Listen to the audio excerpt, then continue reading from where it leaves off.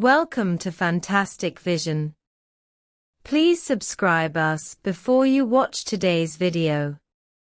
ASML of the Netherlands, a global lithography equipment giant, has already opened up a significant gap with its competitors, leaving previous lithography equipment giants Nikon and Canon of Japan far behind. Key to this is its exclusive monopoly on the EUV market, where it is the only company globally capable of producing it. Despite this, ASML is facing difficulties as the US continues to expand its lithography equipment exports to China, significantly impacting its revenue. Consequently, news has emerged that ASML's president recently announced plans to develop the Indian market. In recent years, due to the US's continued interference in the global semiconductor industry, many regions have begun to prioritize the development of their domestic chip industries. Not only has the US enacted its own chip legislation to subsidize domestic chip manufacturing, but the EU, Japan, and South Korea have also implemented subsidies. Against this backdrop, India has also taken action. As early as 2021, the Indian government launched the Semiconductor India initiative, with an initial budget of approximately $8.7 billion. The initiative will provide a 50% subsidy to companies developing semiconductors in India. The subsidies cover the entire supply chain, from silicon wafer manufacturing to chip packaging and testing, but the initiative has not yet achieved significant results. When India's subsidy policy was announced, it did attract some manufacturers, including Foxconn, Micron, and Tata Electronics. However, 4 years later, only the American company Micron agreed to invest in and build a factory in India, though not a semiconductor manufacturing facility. Foxconn also took action, investing $19.5 billion with India's Vedanta Group to establish a semiconductor joint venture, planning to build semiconductor and display manufacturing plants in India. However, Foxconn later withdrew, suffering significant losses. This may be due to repeated applications for subsidies from the Indian government, which dragged its feet and ultimately refused approval. This shows that Indian government subsidies are not easy to obtain, and there are certainly reasons on Foxconn's side. After all, Foxconn is not a specialized semiconductor manufacturer, but rather uses technology from major European manufacturers, which ultimately led to disapproval.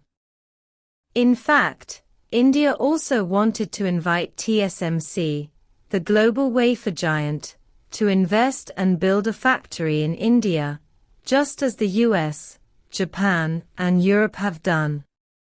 India has repeatedly extended invitations to TSMC, but TSMC has shown no interest and has directly rejected India's invitations.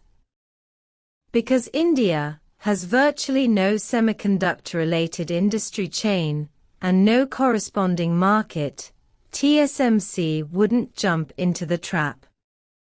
However, interestingly, ASML is about to fall into the trap that TSMC avoided. The reason is that Indian Prime Minister Narendra Modi recently announced in his Independence Day speech that India will relaunch its semiconductor strategy and promote domestic chip manufacturing. Modi also emphasized that the first Made in India chip will enter the market by the end of 2025.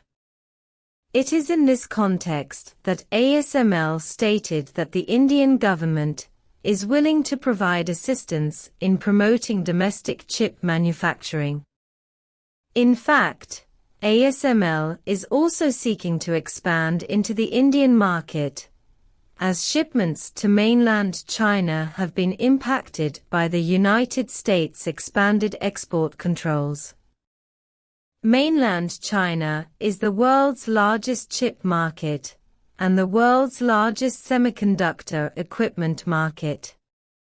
ASML has been operating in mainland China for many years. In recent years, due to US chip restrictions, mainland China has begun to accelerate the expansion of its wafer fabs.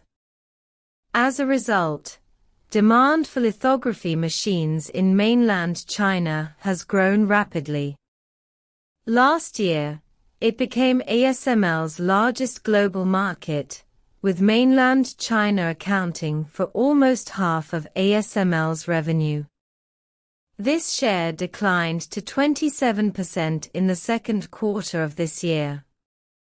Seeing that the US would not relax export controls, ASML's revenue began to come under pressure, and it began seeking new sales markets. According to ASML President Foray, India has been very active in developing the semiconductor industry. ASML has established a physical presence in India and is sending more executives there, but has yet to invest hundreds of millions of dollars in the country. Foray expressed his hope at the annual Indian Semiconductor Summit to establish partnerships with Indian chip manufacturers within the next year. However, ASML likely understands that it will take a long time for chip manufacturing in India to develop. After all, the industry was essentially blank and currently focuses primarily on low-end chip manufacturing, a significant gap compared to the mainland Chinese market. Thus, according to Bloomberg, an ASML spokesperson revealed that ASML is only experimenting in India, and the company's current operations there are very limited. However, due to restrictions on sales to China, India is also seen as a potential new market. In this regard, some foreign media directly commented that ASML was forced to seek a way out. But India is really not a good choice, because India has always been known as the graveyard of foreign companies. If ASML wants to develop here, I am afraid it will inevitably be cheated by India in the future.